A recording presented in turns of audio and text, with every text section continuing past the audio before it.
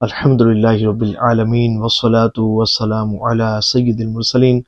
آج کا بیان بالخصوص ان لوگوں کے لیے ہے کہ جو حضور پر درود پاک نہیں پڑھتے۔ اگر آپ کا شمار بھی ان لوگوں میں ہوتا ہے تو آج شیطان لاکھ سستی دلائے نا تو یہ بیان توجہ کے ساتھ مکمل دیکھ لیجئے گا، سن لیجئے گا، اللہ نے چاہا آپ کو بہت زیادہ فائدہ ہوگا۔ ایک بزرگ فرماتے ہیں کہ میرے دوست کو خواب میں حضور نبی کریم رؤوف الرحیم صلی اللہ علیہ وآلہ وسلم کی زیارت نصیب ہوئی۔ میں کیا دیکھتا ہوں کہ میرے حضور صلی اللہ علیہ وآلہ وسلم غمزدہ ہیں، آنکھوں سے آنسو جاری ہیں، میرے حضور رو رہے ہیں۔ میں نے جب حضور صلی اللہ علیہ وسلم کو دیکھا تو میں نے عرض کی، یا رسول اللہ صلی اللہ علیہ وسلم، میری جان آپ پر قربان، آپ کیوں غمزدہ ہیں، آپ کیوں رو رہے ہیں؟ تو حضور صلی اللہ علیہ وآلہ وسلم نے ارشاد فرمایا کہ افسوس میری امت مجھ پر درود نہیں پڑھتی، افسوس میری امت مجھ پر درود نہیں پڑھتی کہ جن کے لیے میں نے اتنی قربانیاں دی، جن کے لیے میں نے اپنے نواسے کو قربان کر دیا۔ وہ پیاسے رہے لیکن ان تک پانی پہنچایا، یہ بھوکے رہے ان تک رزق پہنچایا، اتنی قربانیاں دی، لیکن آج میری امت مجھ پر درود پڑھنا بھول گئی ہے۔ اے عاشقان رسول، در حقیقت ہم اپنے گریبان میں جھانکیں تو آج ہم دنیا اور اس کی لذتوں میں بہت زیادہ مشغول ہو گئے، اور ایک چیز ہمارے پاس ضرور موجود ہوتی ہے، وہ ہوتا ہے ہمارا اینڈرائڈ موبائل فون، کہ گھنٹوں ہم اس میں لگے رہتے ہیں، اور ہر فرد، ہر شخص نے یہ معمول بنا لیا ہے کہ جیسے فرصت ملتی ہے نا، دیکھیں پہلے جب اللہ کے نیک بندے جب ان کو فرصت ملا کرتی تھی نا، وہ تو ویسے ہی کثرت سے اللہ کا ذکر کرتے تھے، عبادت کرتے تھے، لیکن بالخصوص جیسے ہی ان کو فرصت ملتی، فراغت ملتی، تو وہ اس موقع کا فائدہ اٹھاتے اور تسبیح اٹھا لیتے، ذکر و اذکار کرتے، درود پاک پڑھتے، تلاوت قرآن کریم شروع کر دیتے، اللہ کی عبادت میں مشغول ہو جاتے۔ لیکن آج ایک ہم ہیں کہ موبائل استعمال کرنے کا وقت ڈھونڈتے ہیں، اور جیسے ہی ہمیں فرصت ملے ہم موبائل اٹھا لیتے ہیں اور گھنٹوں اس میں مصروف رہتے ہیں، اور وہ کچھ دیکھتے ہیں کہ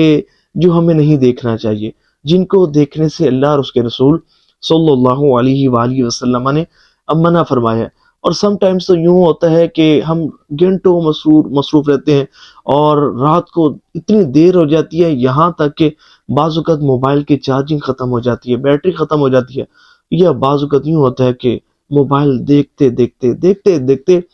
موبائل ہمارے ہاتھوں سے گر جاتا ہے، اور ہم جو ہے وہ نیند کی آغوش میں چلے جاتے ہیں۔ میرا آپ سے یہ سوال ہے کہ ہر وہ شخص کے جو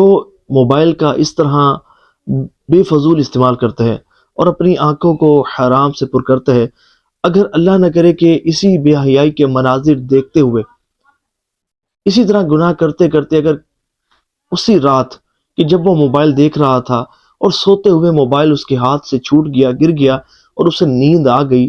اگر وہی وقت ایسا ہو جاتا کہ اس کی روح جو ہے وہ قفس انصری سے پرواز کر جاتی، اس کی جو روح ہے وہ قفز کر لی جاتی، تو مجھے یہ بتائیں کہ اس طرح کے گناہوں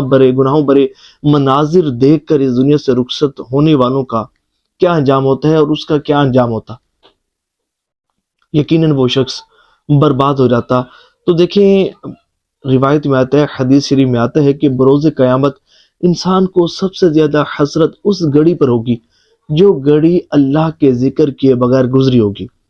لیکن آج ہماری تو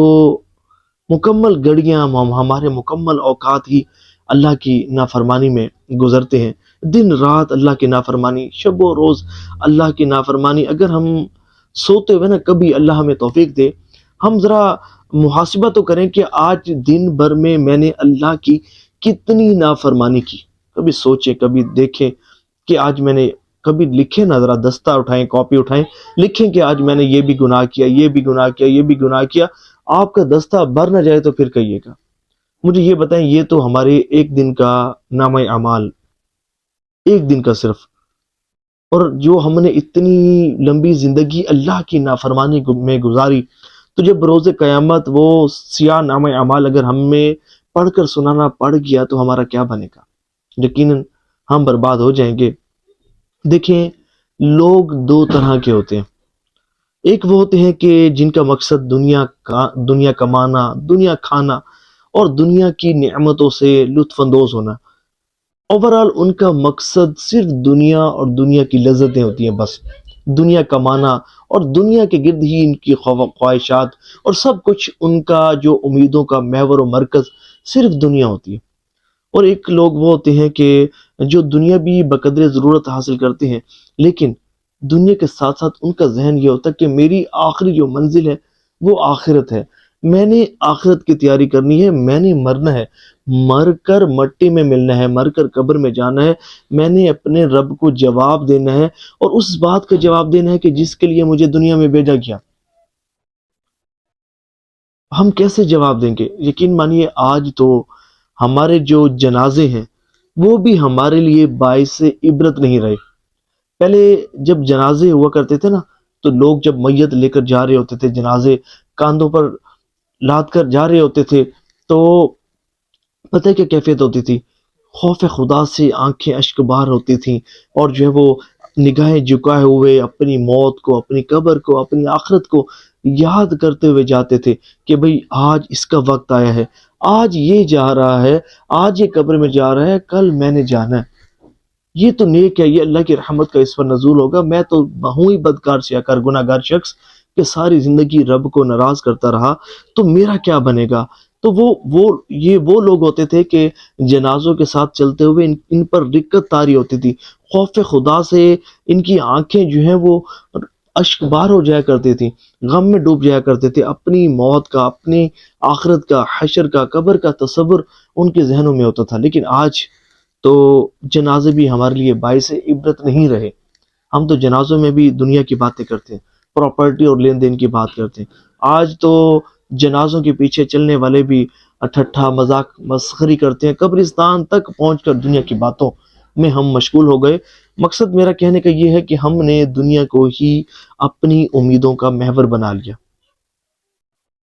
کیا واقعی ہماری دنیا ہی ہماری امید کا محور و مرکز ہے؟ دیکھیں اللہ تعالیٰ فرماتا ہے وَمَا خَلَقْتُ الْجِنَّ وَالْإِنسَ إِلَّا لِيَعْبُدُونَ، کہ ہم نے جنوں اور انسانوں کو اپنی عبادت کے لیے پیدا کیا۔ تو جب کیا ہی ہمیں اپنی عبادت کے لیے پیدا ہے، تو ہم کیوں دوسرے کاموں میں مصروف ہو گئے اور اس کی عبادت سے غافل ہو گئے؟ دیکھیں، اگر اللہ کی عبادت سے جو ہمارا غافل ہونا ہے، اگر یہ بروز قیامت ہمیں رسوا کروانے کا ذریعہ بن گیا،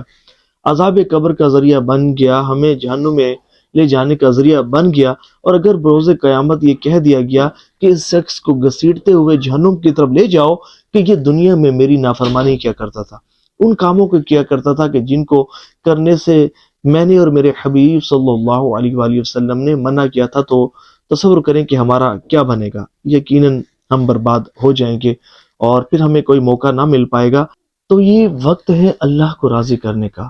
اس کی بندگی کرنے کا، اس کی عبادت کرنے کا، ثواب کمانے کا، اپنی آخرت سنوارنے کا۔ یقین مانیے جیسے ہی سانس کی مالا ٹوٹے گی، سب کچھ فنش ہو جائے گا، اور پھر پچھتاوے کے سوا کچھ ہاتھ نہ آئے گا۔ تو ہمیں چاہیے کہ ہم اپنے اوقات کو اللہ کی نافرمانی میں نہیں بلکہ ذکر و درود میں گزاریں، کثرت سے حضور نبی کریم رؤوف الرحیم صلی اللہ علیہ وآلہ وسلم پر درود پاک پڑھیں کہ جنہوں نے بروز قیامت ہماری شفاعت فرمانی ہے، اور ہمیں ہماری شفاعت فرما کر ہمیں جنت میں داخل فرمانا ہے۔ اور تو دعا ہے کہ اللہ کریم جو سنا اس پر عمل کرنے کی توفیق عطا فرمائے۔